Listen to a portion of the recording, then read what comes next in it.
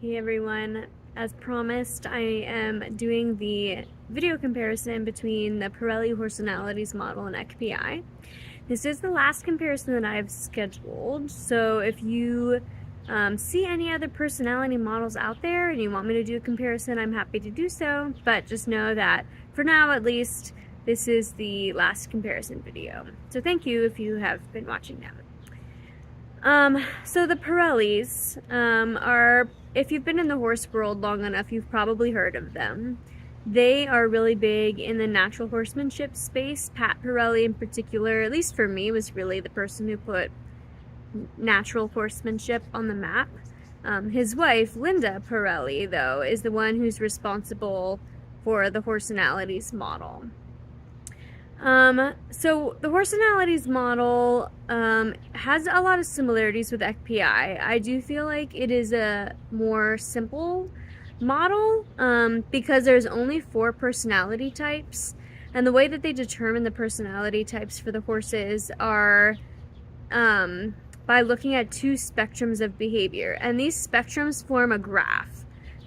So for the y-axis, vertical one, we are looking at whether or not the horse is extroverted or introverted. And then the x-axis is whether or not the horse is right-brained or left-brained. And if they are right-brained, they tend to be more fearful, and if they're left-brained, we see more dominant behavior. In addition to looking at those spectrums and kind of figuring out then which quadrant on the graph that your horse falls into, Parelli also acknowledges what they call spirit level, which is very similar to the EqPI in determining kind of how strong those behaviors are. So that's what they mean by spirit level, is basically how strong the characteristics are for that horse. So the spectrums within EqPI don't really directly equate or directly translate to the Parelli spectrums. But what I did find that the extroversion-introversion spectrum in the Horsenalities model is actually really similar to the relationship between extroversion and stability in EqPI. So if the horse is extroverted on the Horsenalities model, then a horse in EqPI is high extroversion, low stability. And if they're introverted, they are high stability, low extroversion in EqPI. And then for the right-brained, left-brained spectrum, if the horse is more left-brained in the Horsenalities model, we look at the relationship between the dominance and the structure spectrum in EqPI. So if they're left-brained and more dominant in the Horsenalities model, they are high dominance, low structure in EqPI. And if they are more right-brained or more fearful in Horsenalities, then they are low dominance, high structure in the Horsenalities model. I mean, in the EqPI model.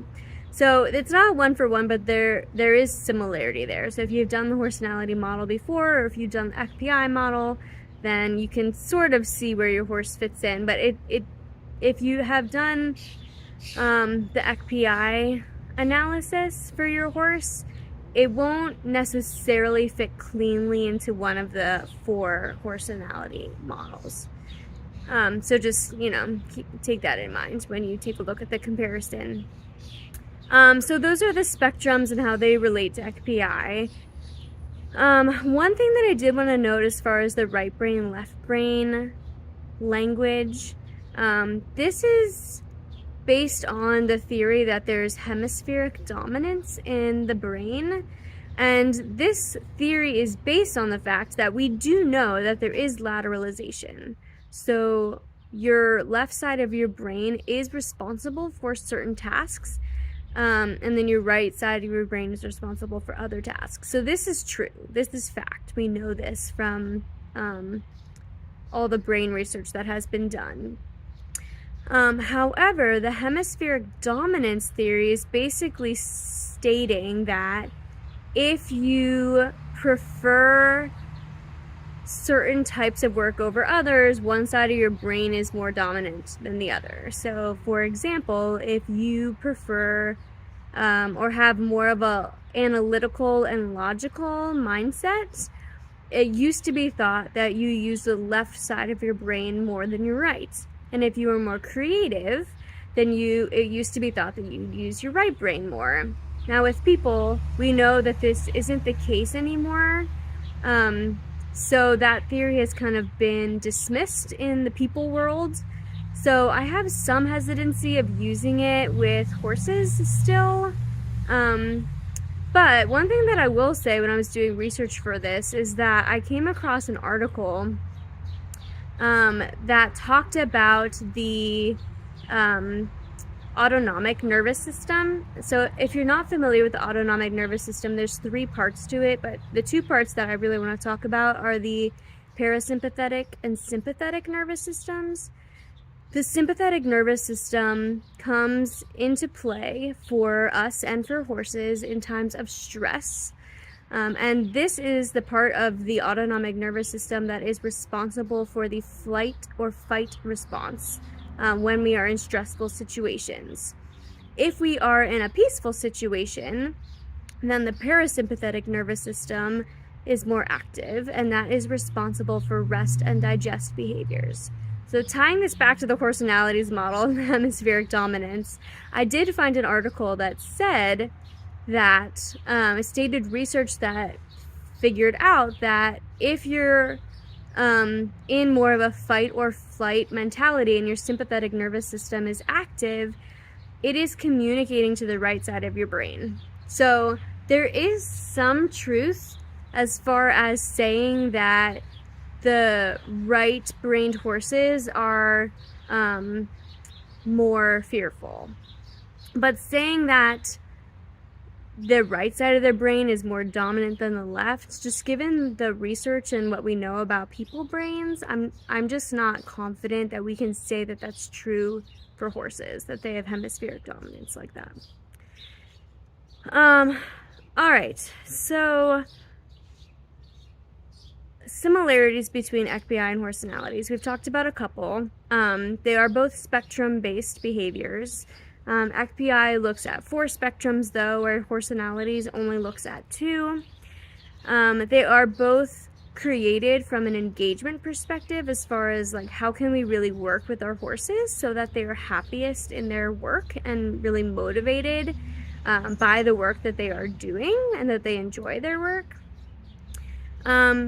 Also, both tools are based on tools for people. So EqPI is based on the trait theory by William Moulton Marston, the psychological trait theory of William Moulton Marston, which is the same trait theory that at least two that I know of, tools for people are based on.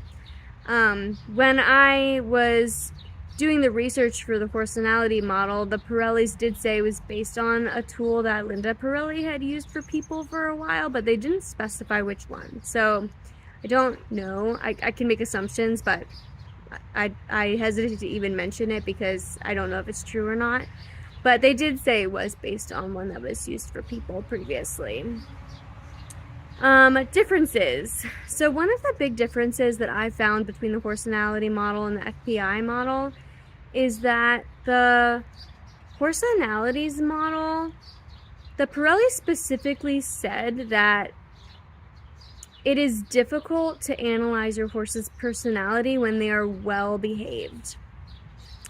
And this even comes across in the way that they name the personality, the 4 different personality types. So most people who have taken the Horsenalities model say that their horse is like right-brained extrovert or left-brained extrovert.